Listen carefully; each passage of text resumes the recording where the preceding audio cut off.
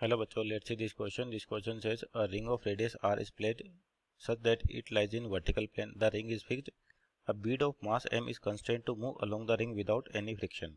One end of the spring is connected with the mass m and other end is rigidly fixed with the topmost point of the ring. Initially, the spring is unextended position and the bead is at vertical distance r from the lowermost point of the ring. The bead is now released from rest. The tangential and centripetal accelerations of the bead at initial and bottommost position of the same value of spring constant k. तो देखिए यहाँ पर आपके पास क्या रखा है कि इनिशियली आपके पास एक कंडीशन है, बीड रेस्ट कंडीशन पे स्प्रिंग फोर्स आपके पास यहाँ पर स्प्रिंग यहाँ पे लगा है जिसका एक एंड मास के साथ जुड़ा, दूसरा फिक्स है, और स्प्रिंग किस कंडीशन में आपके पास अनएक्सटेंडेड कंडीशन में। तो यानी कि इसका डायग्राम बनाए एक बार और कि आपको कंडीशंस क्या है, किस तरीके से है। तो जैसे स्प्रिंग आपके पास रिंग है और ये स्प्रिंग होगी और यहाँ पे एक बीड है जिसका मास कितना m और जिसकी हाइट दे रखी है सेंटर से r, तो ये भी कितना r होगा, ये भी कितना r हो जाएगा आपके पास। अब यहाँ पर देखें तो जो आपका की कॉन्सेप्ट होगा बेसिकली, तो यहाँ पे जो है आपके पास जो बीड है वो कौन सा मोशन करेगा, सर्कुलर मोशन, सर्कुलर मोशन। अब इसके अंदर भी सर्कुलर मोशन के अंदर भी आपके पास क्या है, एक्सेलेरेशंस हैं, यानी कि एक्सेलेरेशन इन सर्कुलर मोशन। तो की कॉन्सेप्ट की बात करें, आपके पास एक्सेलेरेशन पे कमेंट बताया, तो एक्सेलेरेशन इन सर्कुलर मोशन, और कौन सा सर्कुलर मोशन है, नॉन यूनिफॉर्म, नॉन यूनिफॉर्म, क्योंकि आपके पास जैसे जैसे एक्सटेंशन होगा फोर्स की वैल्यू चेंज होती रहेगी, तो वेलोसिटी की वैल्यू भी आपके पास चेंज होगी, non uniform, non uniform circular motion. पर जब नॉन यूनिफॉर्म सर्कुलर मोशन होता है तो दोनों एक्सेलरेशन होते हैं, टेंजेंशियल होता है आपका और एक रेडियल। टेंजेंशियल मतलब अलोंग द, जो आपके पास जिस डायरेक्शन में मूव कर रहा है, मान लीजिए इस टाइम पे ये है तो इसका टेंजेंशियल एक्सेलरेशन इसके टेंजेंट ड्रॉ करे तो ये होगा। तो अब यहाँ पर देखिए इनिशियल कंडीशन पे सेंट्रीपिटल और टेंजेंशियल बताना है, तो इनिशियल कंडीशन पर यानी कि इनिशियल पॉइंट पर अब आपके पास जो स्प्रिंग है इनिशियली अनएक्सटेंडेड है, मतलब ये स्प्रिंग अपनी नेचुरल लेंथ पर है, तो यहाँ पर कोई भी आपके पास फोर्स नहीं लग रहा, और जो वेलोसिटी होगी वो क्या होगी, जीरो। तो जो रेडियल या जिसको सेंट्रीपिटल एक्सीलरेशन कहते हैं, ए आर, इसकी वैल्यू होगी वी स्क्वायर बाई आर या ओमेगा स्क्वायर आर। तो इनिशियली अगर ये रेस्ट पर है तो कोई भी सेंट्रीपिटल फोर्स आपका नहीं लग रहा, इसका मतलब रेडियल या सेंट्रीपिटल फोर्स एक्सीलरेशन कितना होगा, जीरो। अब टेंजेंशियल एक्सीलरेशन की बात करते हैं, तो जैसे रिलीज करेंगे तो यहाँ लगेगा एम जी, और कोई फोर्स नहीं आपका, स्प्रिंग फोर्स भी नहीं है। तो जो टॉर्क जनरेट होगा वो किसकी वजह से होगा, एम जी की वजह से, जिसके कारण नीचे जाएगा। तो टॉर्क की इक्वेशन लिखे अपन, टॉर्क टी, तो ये क्या होता है, आई अल्फा, या फोर्स इंटू परपेंडिकुलर डिस्टेंस, तो फोर्स इंटू परपेंडिकुलर डिस्टेंस,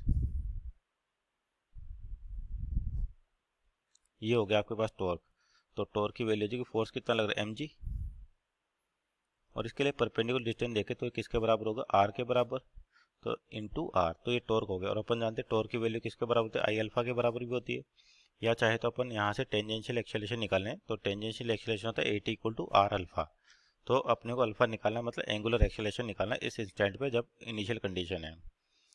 तो टॉर्क को अपन क्या लिख सकते हैं, आई अल्फा भी लिख सकते हैं। तो टॉर्क की वैल्यू क्या हो जाएगी, और आई अल्फा, आई अल्फा। तो यानी कि आपका जो टॉर्क था वो कितना, एम जी आर और आई, यानी कि मोमेंट ऑफ इनर्शिया, तो पॉइंट मास का लिखें, तो m कितनी दूरी पर है, r दूरी पर, तो M R square into alpha.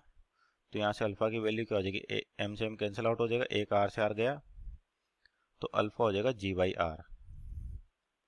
तो ये हो गया अपने पास एंगुलर एक्सेलरेशन। तो टेंजेंशियल एक्सेलरेशन क्या होता है, at equal to R alpha, तो यानी कि यहाँ पे अल्फा आर, तो ये g के बराबर होगा केवल आपके पास, किसके बराबर, g के बराबर। आप डायरेक्ट भी बता सकते थे क्योंकि केवल फोर्स जो लग रहा है mg लग रहा है, तो इसी की वजह से टेंजेंशियल एक्सेलरेशन जनरेट होता है। फोर्स इक्वल टू क्या होता है, मास इंटू एक्सेलरेशन, और ये टेंजेंट डायरेक्शन में तो एटी, तो एटी की वैल्यू होती है force upon mass, that is M G divide by M, तो जी यहाँ से भी आ जाता है आपके पास।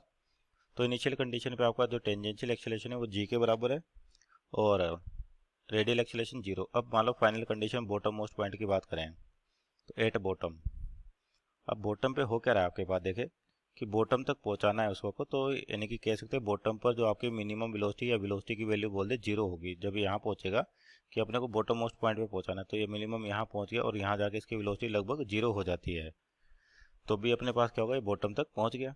तो यानी कि वेलोसिटी क्या है, जीरो है, तो जीरो है तो आपके पास क्या होगा, centripetal acceleration that is V square by R, यानी कि यहाँ पर फिर से वेलोसिटी जीरो है, तो सेंट्रीपिटल एक्सीलरेशन फिर से 0 हो जाएगा।